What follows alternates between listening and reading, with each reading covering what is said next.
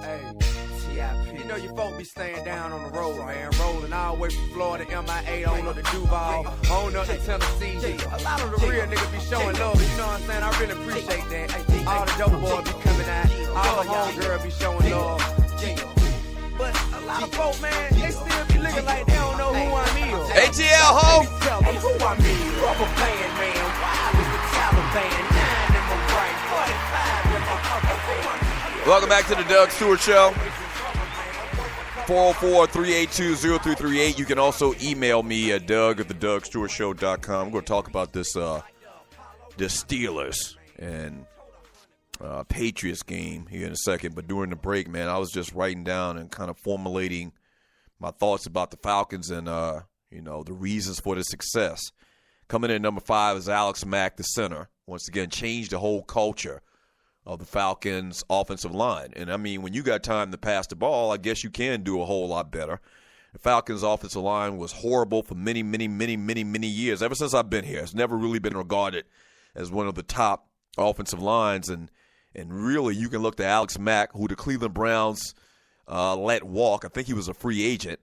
You can look at the Cleveland Browns in ineptitude and the fact that they let this guy go. But anybody that you talk to in Atlanta that follows the Falcons will tell you that Alex Mack was a huge reason for the success this year. Coming in at number 4 was Kyle Shanahan, the offensive coordinator. Now, he's just the offensive coordinator. He handles one facet of the game. So he's not the head coach, but he handles an important facet. He basically transformed Matt Ryan in 2 years. He came in with Dan Quinn in 2 years, and a lot of people really scolded him last year. He came in 2 years, man, turned Matt Ryan into an upper echelon, top 3, top 4, top 5 quarterback in the NFL. He'll probably win the MVP this year. Cut out a lot of the mistakes. They cut out a lot of the fat. They cut out a lot of mistakes that Matt Ryan has historically been known for. Kyle Shanahan comes in at number 4 on my list of most important factors of why the Falcons are going to the Super Bowl. Coming in at number 3, and I did a real easy, smooth, quick top 5 like it wasn't nothing. And you're listening to the Doug Stewart Show. Coming in at number 3, as far as the top factors of why the Falcons have turned everything around and going to their second Super Bowl in team history, is the defense. Yeah. I'm talking about these young guns, these young up-and-comers, and I've said it many, many, many times over the last 5, 6, 7 weeks, that every single week it seems like this defense is becoming better. They're becoming more confident, and everybody knew that was going to be the weak point of the team. Or the weak part of the team is the fact that you had all these young guys in this defense. So many to name, but off the top of my mind, man, Keanu Neal, a thumper at safety. The great Bo Bach, the dean of Atlanta Sports Radio, would call him a thumper. He's a real thumper. Keanu Neal, Devondre Campbell, Deion Grant, the young linebackers. Speed. That's what Dan Quinn talked about, and that's what he brought over, that philosophy from the Seattle Seahawks is speed on defense and aggressiveness. And, man, Rashid Hageman had a couple of big plays yesterday on the offensive line. Grady Jarrett, all of these guys that Dan Quinn drafted over the last couple of years, man, they all came together so fast. It's unbelievable.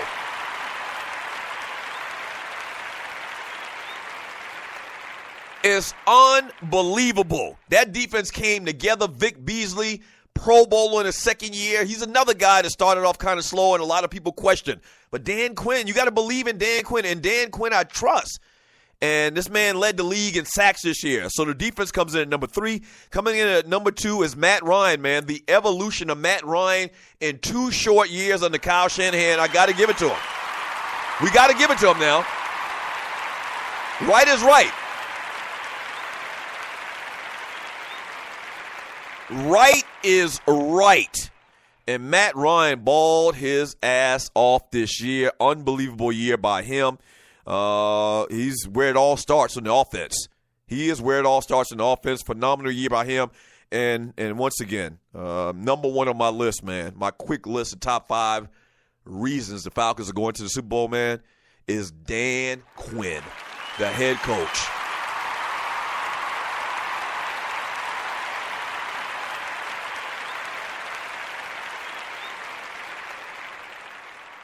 Job well done. Falcons are a 5-point underdog already going into the Super Bowl. But there's going to be a lot of time to talk about them and break down and diagram what they got going on, man, before Super Bowl 51 in 2 weeks in Houston. But, man, Dan Quinn has done a phenomenal job. And it really just makes me kind of like feel kind of icky inside. It makes me feel icky inside that the Falcons, you let a lot of fans tell it. And for what we understand, there had been meetings and there had been interviews. The Falcons were very close to giving this job to Rex Ryan. Yeah, but they didn't. Cooler heads prevailed.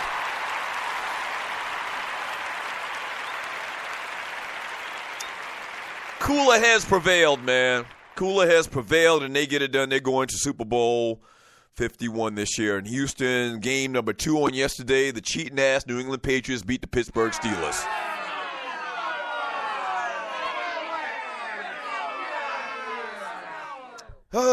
Tom Brady threw for a franchise playoff best 384 yards and 3 touchdowns in a 36-17 beatdown of the Pittsburgh Steelers on Sunday in New England's 6th consecutive AFC Championship game.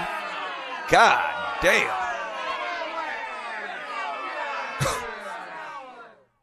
The Patriots, who have won 9 in a row, are early 3-point favorites. So when I read this story, it was 3 points yesterday, not 5. I think it's actually gone up to 5 today. They're big favorites going in against the Atlanta Falcons in 2 weeks in Houston, seeking their 5th NFL title with Brady at quarterback and Bill Belichick as the coach.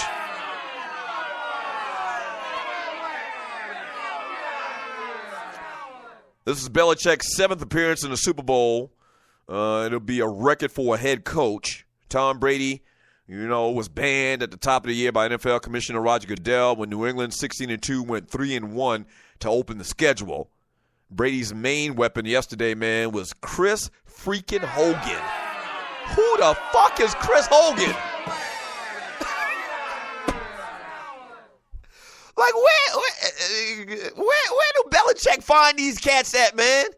Chris Hogan, they mentioned yesterday during the broadcast that this dude, Chris Hogan, played 1 year football at some place called Monmouth. Where is Monmouth?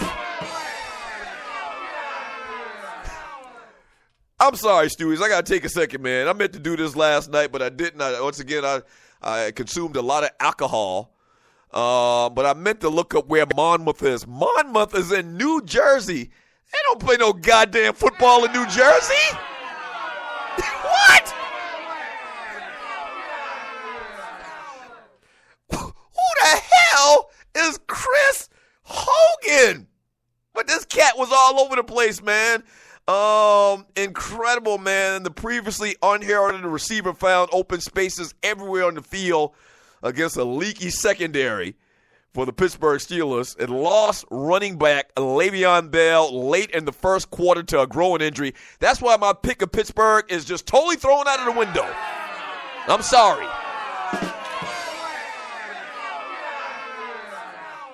So, my record was 51-1 over the last 18 months in prognostication. Because we're throwing the Pittsburgh game out, because of Le'Veon Bell,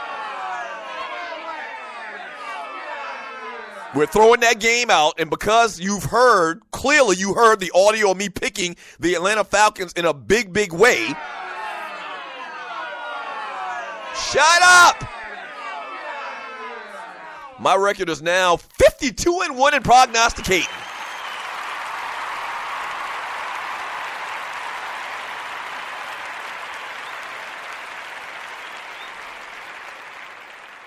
The Patriots are 6-1 in conference championship games played at home and 9-4 overall. Once again, Le'Veon Bell's early departure left him with 20 yards on 6 carries and no receptions. I saw somebody in the chat room said that Le'Veon Bell 2 weeks in a row absolutely killed them on their fantasy football matchup on DraftKings, I guess. After winning the AFC East with the conference top record, New England defeated the Texans 34-16 and the Steelers to reach Super Bowl 51 in Houston on February 5th. New England won the 2002 and 2005 Super Bowls after beating Pittsburgh for the AFC Championship as well. So there you have it, man. And we'll break it down more what these New England Patriots have done over the last 15 years or so under Bill Belichick. But there you have it. Super Bowl 51, the Atlanta Falcons, the underdog, taking on the New England Patriots.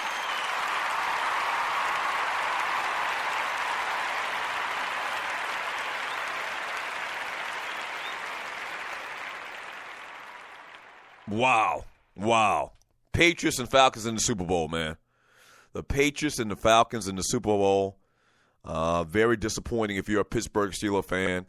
The rivalry between the Steelers. We talked about rivalries outside of conferences last week when we talked about the Cleveland Cavaliers and the Golden State Warriors. Is that a rivalry?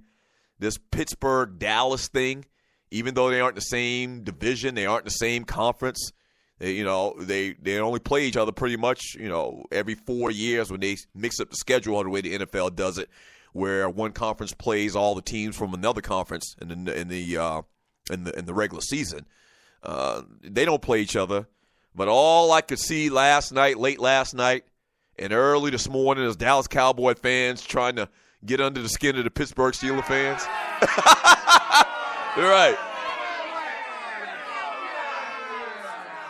Right. And so Cowboys fans, even though they've been home for a week, Cowboys fans really spreading it on thick for the Pittsburgh Steelers, man, who are home. A lot of people mad, man. Steelers really didn't. They had a lot of things go their way. I don't want to say that they didn't look like they could even compete in that game. They had a lot of they had a lot of bad things. It's not even questionable. It's bad things that happened to them. They missed that extra point early in the game after they scored a touchdown. And then they got down on the 1 yard line and couldn't punch it in. Had to settle